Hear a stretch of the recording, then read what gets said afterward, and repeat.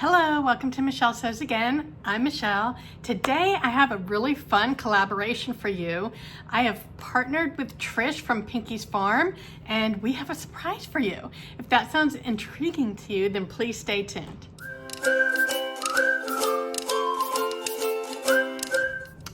Okay, so Trish and I are both, well, you guys know that I'm into ice dyeing. I like to play with color and fabric. Trish also loves a lot of color in her fabric, and she has been playing around with dyeing lately, and so we decided that we thought it would be fun. Now I have this on my Make 9, and it's something that Trish recently decided that she wanted to do. She sent me a cute pair of white sneakers that had been tie-dyed, and she was like, let's do a collaboration on this. I was like, yes, let's do it, because I already had it on my Make 9. So I bought, kind of accidentally, bought 3 different pairs of shoes to dye. I bought one pair from Old Navy. I did an Old Navy haul a couple weeks ago where I bought a boatload of leggings. I know I said I was gonna make some. I can't make them for as cheap as I can buy them at Old Navy, and my last group of Old Navy leggings lasted me over a decade. So, and it's not something I'm super excited about making, so I figured I might as well save the money and go with the lesser expensive option. Anyway, when I did that haul, I also bought some canvas van-like sneakers, and I like the slip-on ones. I don't want to have to tie my sneakers, so I bought the slip-on ones. I forgot that I bought those, and so I bought 2 more pair on Amazon, and I found them for 20 bucks. So I will put a link in the description box to everything that I talk about today. There will be links in the description box. Obviously, I will also link to Trish's YouTube channel. She's also on Instagram. She's amazing. If you're not already following her, you need to go check her out. She's a freaking hoot. So funny. And she's kind of she's further north in Florida than I am, and she lives on a farm. She's got pigs and chickens and goats, and she's hysterical, and she makes beautiful clothes. So go and check her out. But we decided to tie-dye or ice dye a pair of sneakers. So in hindsight, I wish I would have done some things differently. My shoes came out cute. I really like them. I don't have any regrets about how the shoes came out, but I'll talk about what I wish I had done different at the end. So what I'm gonna do now is I actually filmed the whole process so I can take you guys along with me. It is so freaking easy though. You can just Google ice dye or tie-dye sneakers on YouTube and you will find a plethora of tutorials. But here's mine, and I will see you on the other side. Okay, step 1, I am soaking the white canvas sneakers in a solution of soda ash. So I mixed 2 gallons of water with 2 cups of soda ash and mixed that up real good. And then I just placed 2 of the pairs of 3 sneakers that I have upside down in the water so that the top portion gets all the water. And I was trying not to soak the sole of the shoes too much. So that's step 1. Now I'm just spinning out the excess water. So that's step 2. Okay, I've picked my color palettes. I've got 2 different color palettes that I'm gonna go with. I went through all my handy dandy swatches, and this color palette is gonna be Brilliant Blue, Lemon Yellow, Orange Crush, Peony, and Fuchsia Red. And that'll go on this pair of shoes right here. And then this pair, I'm doing a purple color palette, and I'm doing Wisteria, Orchid, Hydrangea, and Pewter. So now I'm just going to sprinkle the dye. I'm gonna sprinkle the dye on both pairs of shoes. It's gonna be completely random. Actually, I think I'm gonna do the dye over ice method and see how that comes out. I've never done that method before, so I'm curious to see how it goes. So, yeah, let's try that.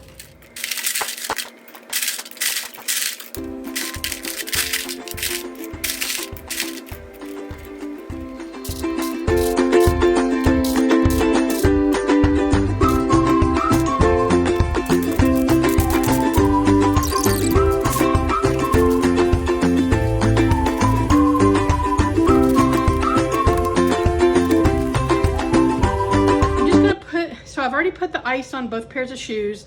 I put a little barrier around this one because it's on a flat surface. That way the ice doesn't spill off of the shoes. And this one I just put in the bottom of a bin. I was using a strainer basket that I use a lot, but it wasn't really working. So I shifted gears and this should work fine. So now I'm just gonna put on the dye. I'm gonna speed this part up because I'm just doing it super random.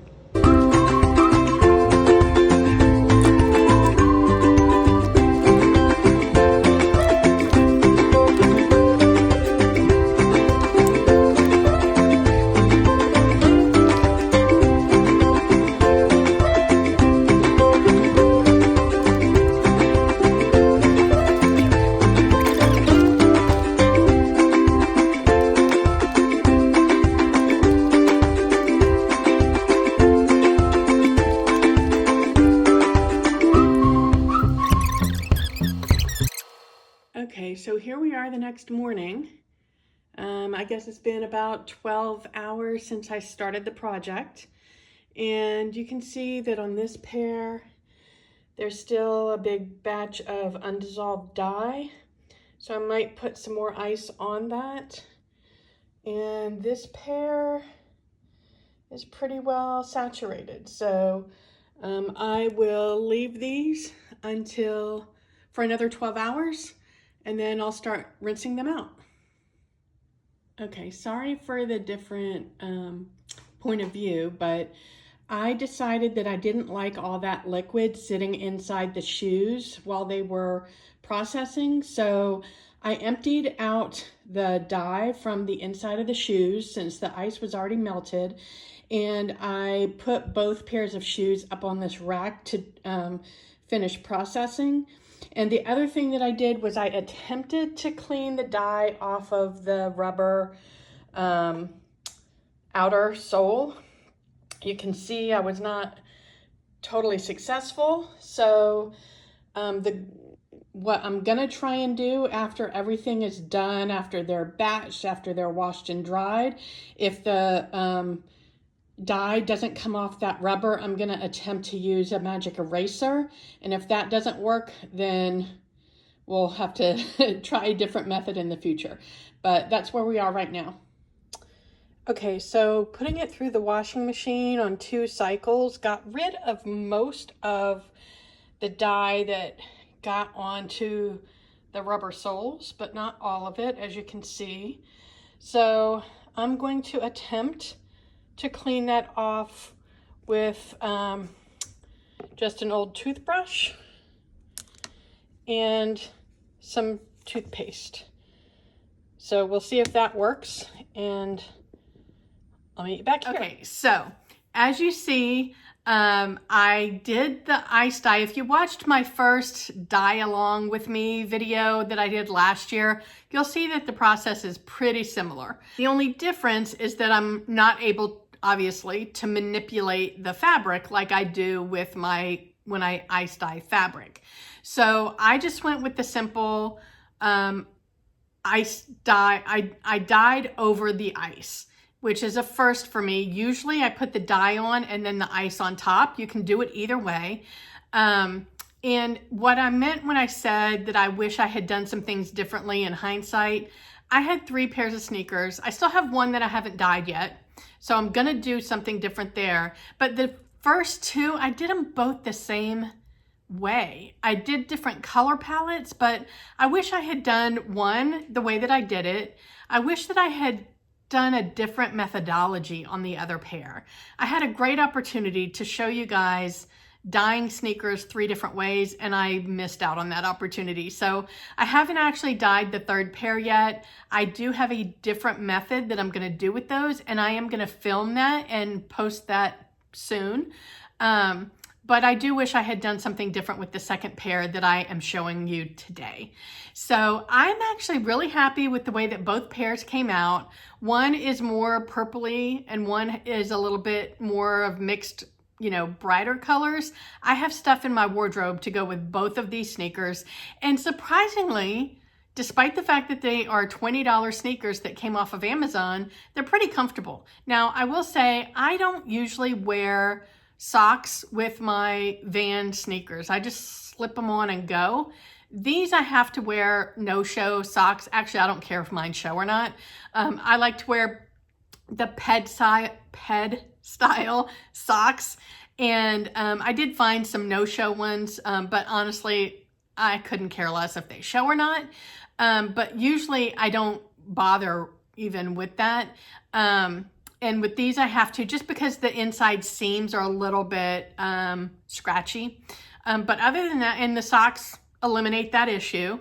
So I was really surprised. I expected that these would just be kind of a tester version for me, and that I would invest in the real Vans. A plain white pair of slip-on Vans is like $65, $70. That I definitely wasn't going to practice on those, and I thought that I would end up buying those after I practiced on these. I don't really see the need. These came out great. They're comfortable. It's a win.